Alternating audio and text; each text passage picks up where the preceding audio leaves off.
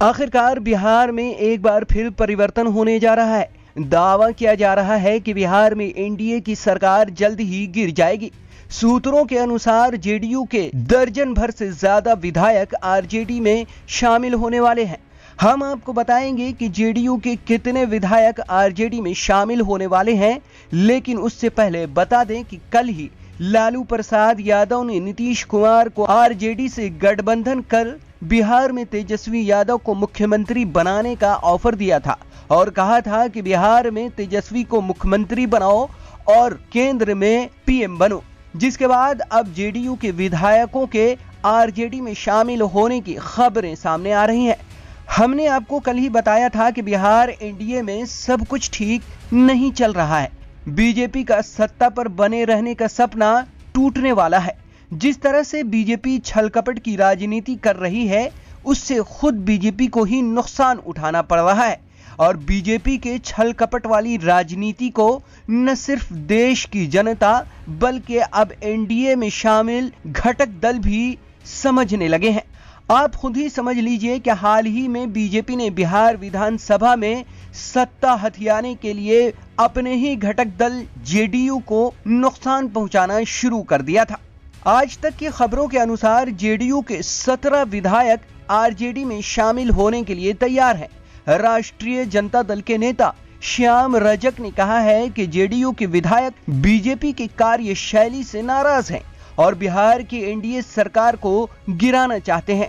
श्याम रजक ने कहा है कि 17 जेडीयू विधायक आरजेडी के संपर्क में हैं और ये जल्द ही आरजेडी में शामिल होंगे।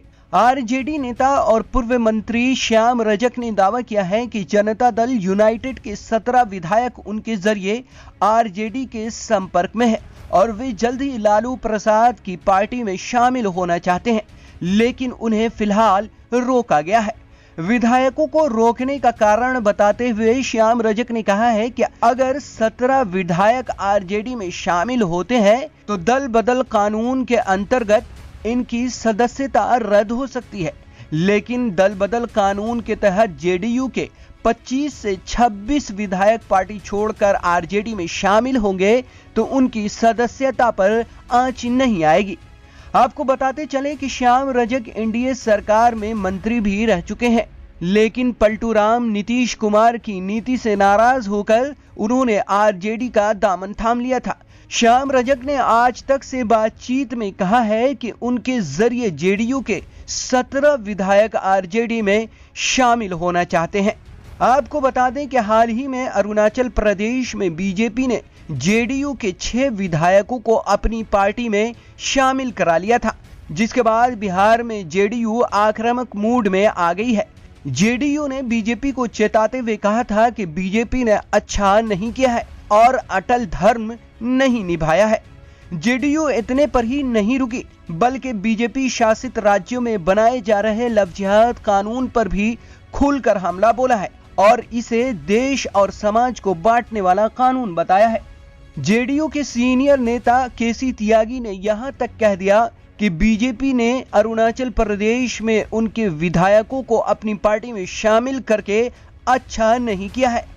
अभी के लिए इतना ही। अगर अभी तक आपने द वीपीएन टीवी को सब्सक्राइब नहीं किया है तो अभी करें, लाइक और शेयर जरूर करें और फांसीवादी ताकतों के खिलाफ हमारी आवाज को मजबूत बनाएं।